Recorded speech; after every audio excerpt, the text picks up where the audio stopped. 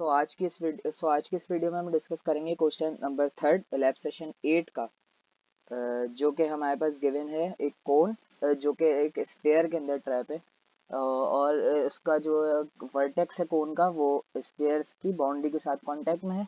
Capital R small radius जो sphere है capital R, इसकी वैल्यू हमें दी हुई है 9 इंचेस। सही, हमें इसके 4 पार्ट गिवन दिए हैं। सबसे पहले पार्ट में हमें बोला गया है कि create a polynomial expression for the volume of the कोन, इस वॉल्यूम के कोन इन टर्म्स ऑफ एच। तो हाइट की टर्म्स में हमें वॉल्यूम ऑफ द कोन चाहिए। तो अगर हम इस फिगर को देखें, यहाँ पे एच के साथ हमें थोड़ा सा इशू है कि अगर हम वॉल्यूम ऑफ द कोन का फॉर्मूला, जैसे हम अवेयरनेस से कि एच पाई हाइट और आर स्क्वायर, सही, और डिवाइड बाय थर्ड, ये वॉल्यूम ऑफ द कोन का फॉर्मूला है। इसको मैं कमेंट में डाल देता हूँ। सो ये हमारे पास वॉल्यूम ऑफ द कोन का फॉर्मूला है, बट यहाँ पे जो हाइट है वो रेफर्स करती है हमारे पास हाइट ऑफ द कोन को। बट यहाँ पे हमें जो गिवन दी है हाइट, वो हाइट हमें नहीं गिवन दी, एच जो हमें गिवन दिया है वो दिया है बेस ऑफ द कोन से लेकर स्फीयर के सेंटर तक का डिस्टेंस, वो गिवन दिया है जो कि स्मॉल एच है। सही, तो हमारे पास हाइट ऑफ द कोन किसके बराबर होगी, हमें सेंटर से लेके स्फीयर तक का डिस्टेंस कैपिटल आर दिया हुआ है 9 इंचेस। तो हमारे पास एच जो होगा, हमारे पास हाइट ऑफ द कोन जो होगी वो बराबर होगी, एक्चुअल में जो हाइट ऑफ द कोन होगी वो बराबर होगी कैपिटल आर प्लस एच के बराबर। तो मैं इसको रिप्लेस कर देता हूँ एच प्लस कैपिटल आर से। सही, तो ये हमारे पास हाइट ऑफ द कोन आ गई। और अगर मैं स्मॉल आर की बात करूं, ये अननोन है मेरे पास और हाइट भी अननोन है, तो ये दो डिपेंडेंट वेरिएबल हैं जो डिपेंड करते हैं, दो इंडिपेंडेंट वेरिएबल है जिस पे ये वॉल्यूम डिपेंड करता है। तो हमें चाहिए खाली एच की टर्म से इस वॉल्यूम की इक्वेशन। तो हम इस स्मॉल आर को भी चेंज करने की कोशिश करेंगे। अच्छा, अगर मैं यहाँ देखूँ, ये एच हमारे पास ये डिस्टेंस है सेंटर ऑफ स्फीयर का, जो सेंटर है हमारे पास वहां से लेकर बेस ऑफ द कोन के सेंटर तक का डिस्टेंस। तो अगर हम ये देखें, ज़्यादा जूम कर दिया मैंने, अगर मैं यहाँ देखूँ इस पिक्चर में, मेरे पास ये जो डिस्टेंस गिवन दिया हुआ है एच और आर, इनके दरमियान जो एंगल होगा वो हमारे पास, मेरे पास किसके बराबर होगा, वो एंगल मेरे पास होगा 90 डिग्री इस स्मॉल एच और इस आर के दरमियान। सही, और ये जो इसकी जो ये जो है एंगल 90 डिग्री है, और इस सेंटर से लेकर इस आर तक, आर मतलब ये कहाँ पे टच कर रहा है, ये जो है स्फीयर की बाउंड्रीज पे टच कर रहा है। तो ये हाइपोटेन्यूज जो होगा वो मेरे पास होगा कैपिटल आर के बराबर। सो मैं यहाँ पे पाइथागोरस थ्योरम यूज कर सकता हूँ कि कैपिटल आर का स्क्वायर मेरे पास बराबर है स्मॉल एच का स्क्वायर प्लस स्मॉल आर का स्क्वायर। सही, तो अगर मैं यहाँ से स्मॉल आर की वैल्यू चेक करूँ, तो स्मॉल आर स्क्वायर मेरे पास बराबर होगा कैपिटल आर स्क्वायर माइनस का एच स्क्वायर के बराबर। तो मेरे पास ये आर की वैल्यू आ गई। अब इस आर की वैल्यू, जो आर स्क्वायर की वैल्यू है, मैं ये वैल्यू पुट कर दूंगा इस आर स्क्वायर की जगह पे। सो इसको मैं यहाँ से कॉपी करके इधर इस आर स्क्वायर की जगह पुट कर देता हूँ। तो मेरे पास ये इक्वेशन बन गई। इक्वेशन क्या बन गई मेरे पास वॉल्यूम की, v equal to pi h plus r multiply by r square minus h square divide by 3। अगर मैं इस पाई अपॉन 3 को मैं अलग कर लेता हूँ, इसको मैं और सेपरेट कर लूँ क्योंकि कांस्टेंट टर्म है, तो इसको मैंने यहाँ से अलग कर लिया। तो मेरे पास अभी ये एच है जो कि इंडिपेंडेंट है, जो कि मैं यूजर से एक्सपेक्ट करूंगा, और उस पर डिपेंड कर रहा है वॉल्यूम, क्योंकि कैपिटल आर मुझे गिवन दे दिया क्वेश्चन में 9 इंचेस, ये मैंने शुरू में ही आपसे डिस्कस कर लिया था। तो ये मेरे पास इक्वेशन बन गई वॉल्यूम की in terms of r, in terms of h. इसको मैं फर्दर सिंप्लीफाई करूँ अगर, तो यहाँ से मेरे पास वॉल्यूम की जो इक्वेशन आ जाएगी वो आ जाएगी, पाई बाय 3 को मैं अलग करके लिखूंगा और अब इसको सॉल्व कर लीजिएगा। तो यहाँ से मेरे पास इक्वेशन आ गई माइनस का एच क्यूब, इसको मैं एक पैरेंथेसिस में लिख लूँगा, और पाई बाय 3 को मैं इधर ही लिख लेता हूँ। तो माइनस का एच क्यूब, और मेरे पास आएगी माइनस का capital R H square, what happened, और प्लस का फिर मेरे पास आ जाएगा आर स्क्वायर एच, क्या हो रहा है,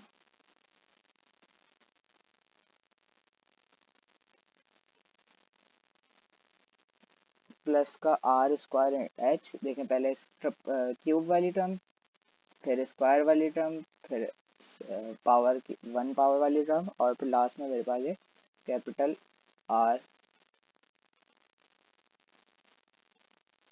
कैपिटल आर क्यूब।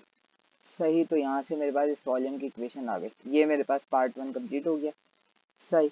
और अगर मैं यहाँ पे सेकंड पार्ट को देखूँ, सेकंड पार्ट में मुझे क्या बोला है, make a plot of V versus H. सही, वॉल्यूम का प्लॉट बनाना है एच की रिस्पेक्ट से, और एच की मुझे लिमिट दी गई है -9 से 9 तक की। तो यहाँ पे अगर मैं इसको एक पॉलिनोमियल में लिख लूँ इस इक्वेशन को, तो मेरे पास ये इक्वेशन हो जाएगी माइनस का 1, माइनस का स्मॉल आर है मेरे पास, कैपिटल आर ही दे देता हूँ मैं, जो कि 9 इंचेस था मेरे पास, कैपिटल आर। फिर मेरे पास है capital R square, capital R square की वैल्यू मैं डिफाइन कर दूँ, जो कि बराबर थी मेरे पास 9 के। सही, कैपिटल आर स्क्वायर। फिर मेरे पास है आर का क्यूब, जो कि यहाँ मेंशन है। सही, और ये मेरे पास पॉलिनोमियल इक्वेशन आ गई, पी से मैंने इसको डिफाइन कर दिया। अच्छा, अगर मैं इसके ऊपर वैल्यू निकालनी है मुझे, मैं एच को डिफाइन कर दूं, जो एच की मुझे लिमिट दी गई है, ये मैं खुद से सेट कर रहा हूँ उसकी कांस्टेंट स्पेसिंग, जो मुझे गिवन दी है 9 से लेकर 9 कॉलन माइनस 0.1। प्रिसाइजन बढ़ती रहेगी हमारे पास, प्रिसीजन। सही, तो यहाँ से मेरे पास आ रहा है 9 तक की, -9 तक की। सही, यहाँ पे मेरे पास h मैंने डिफाइन कर दिया, इसकी रिस्पेक्ट से मुझे वैल्यू चाहिए v की, तो यहाँ से मेरे पास v आ जाएगा। मैं पॉलीवॉल यूज़ कर सकता हूँ फंक्शन, जो कि क्या करता है, पॉलीवॉल इक्वेशन लेता है, उसके अंदर x की वैल्यू पुट करता है और हमें y गिवन दे देता है। यहाँ पे मेरे पास y की जगह v है और x की जगह h है, और इक्वेशन मेरे पास जो लेगा v की, वो मैंने यहाँ डिफाइन करी थी इस p के टर्म्स में, ये जो v की इक्वेशन बनाई थी। सही, तो यहाँ पे मैं दे दूंगा p को, और फिर कॉमा दे दूंगा मैं h की लिमिट। तो h मैंने क्या डिफाइन करा था, ये 9 से लेकर -9 तक, और कितने डिफरेंस है, माइनस का 0.1 के डिफरेंस, मतलब पीछे जाती जा रही वैल्यू, तो यहाँ मैंने h दे दिया। और इसके साथ एक कांस्टेंट मल्टीप्लाई हो रहा था, जो कि था मेरे पास π/3 ये था, तो मैं इसको यहाँ मल्टीप्लाई कर दूंगा π/3। तो यहाँ मेरे पास ये v की वैल्यू आ गई। सही, और फिर मैं क्या करूँगा, मुझे प्लॉट क्रिएट करना था, तो मैं यहाँ से प्लॉट क्रिएट कर लूँगा, जो कि होगा h v का। सही, अगर मैं इसमें कुछ लाइन स्पेसिफायर दे दूँ, तो मेरे पास हो जाएगा साइन कलर हो जाएगा और डॉटेड लाइन हो जाएंगी। सही, और अगर मैं मार्कर देना चाहूँ तो मैं डायमंड मार्कर दे दूँ, तो यहाँ मेरे पास प्लॉट आ जाएगा।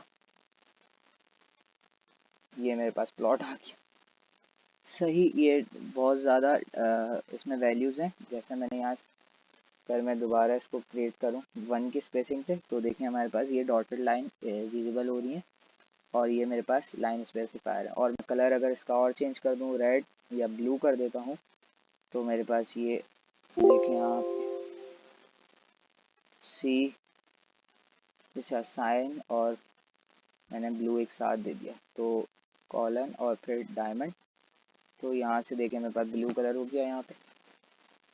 और रेड करना चाहूँ तो मैं यहाँ रेड भी कर सकता हूँ। सो हमने प्लॉट के साथ भी थोड़ी छेड़छाड़ कर दी, तो यहाँ पार्ट बी हमें कंप्लीट हो गया। अच्छा, पार्ट 3 में मुझे क्या बोला है, थर्ड पार्ट में बोला है, using the root command determine h if the volume of the cone is 500 inches cube. सही, हमें h मालूम करना है रूट कमांड पे, जहाँ पे वॉल्यूम हमारे पास हो 500 इंचेस क्यूब।